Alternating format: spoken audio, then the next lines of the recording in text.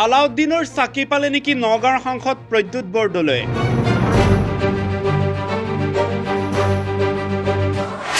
সাধাৰণ নেতাজনৰ অসাধাৰণ সম্পত্তিৰ গৰাকী কেনেকৈ হ'ল। দুৰ্নীতি কেলেংকাৰীৰ লুতুৰি পুতুৰি নেকি সাংসদ প্ৰদ্যুৎ বৰদলৈ।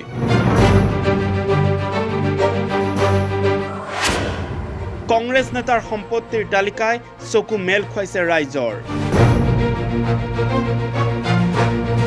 এইজন নগাঁৱৰ কংগ্ৰেছৰ সাংসদ প্ৰদ্যুৎ বৰদলৈ। এসময়ত আন্ধাৰৰ ৰজা বুলি খ্যাতি পোৱা সাংসদগৰাকীয়ে বৰ্তমান 1000 কোটি টকাৰ মালিক বুলি অভিযোগ উঠিছে। বিদ্যুৎ বিভাগক লুটিপুতি খাই অগাধ সম্পত্তিৰ মালিক হোৱা বুলি বৰ্তমান কংগ্ৰেছ দলৰ সাংসদ প্ৰদ্যুৎ বৰদলৈৰ নাম চৰ্চালৈ আহিছে।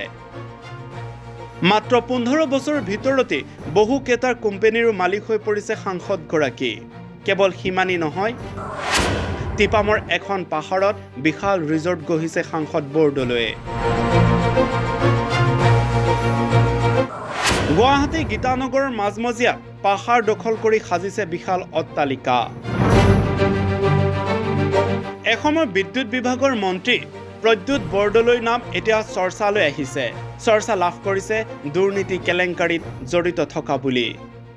যি সময়ত কংগ্ৰেছে এইগৰাকী তথা সাংসদ প্ৰদ্যুৎ বৰদলৈক কোনো কাৰণত দুৰ্নীতিত জড়িত নহয় বুলি, লগতে সাধাৰণ পৰিয়ালৰ ঘৰৰ পৰা অহা বুলি কৈ আহিছে, সেই সময়তে চৰ্চালৈ আহিছে সাংসদ প্ৰদ্যুৎ বৰদলৈ ইটোৰ পিছত সিটো দুৰ্নীতিত জড়িত তথ্য।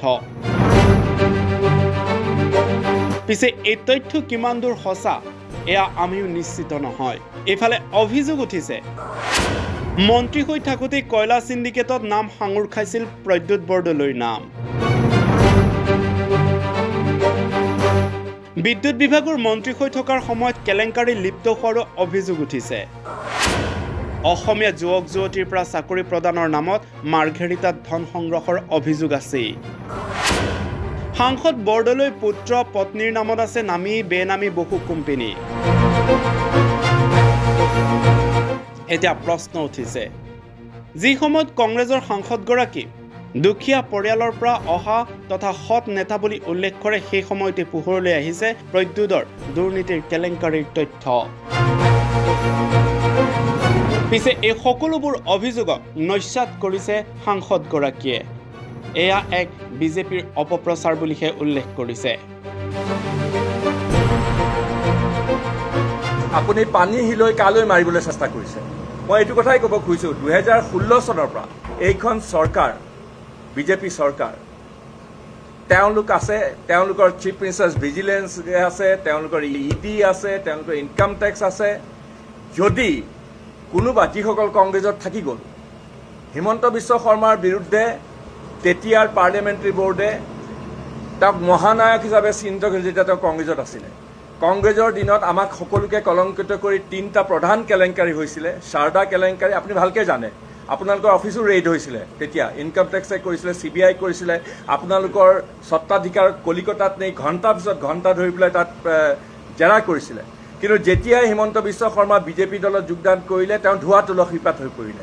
তেওঁ ৱাশ্বিং মেচিনত গৈ পেলাই সোমাই পেলাই একেবাৰে নিৰ্মূল হৈ পৰিলে। গতিকে এতিয়া বিজেপি চৰকাৰ পাৱাৰত আছে। যদি যিসকল জুৱে পুৰা সোণ কংগ্ৰেছ দলত আছে, সেইসকলৰ ওপৰত তেওঁলোকে বিচাৰ কৰাত কি আপত্তি কৰি আছে। 10 বছৰ ধৰি পেলাই তেওঁলোক পাৱাৰত আছে, গতিকে তেওঁলোকৰ নিশ্চয় অধিকাৰ আছে, তেওঁলোকে বিচাৰি উলিয়াওক।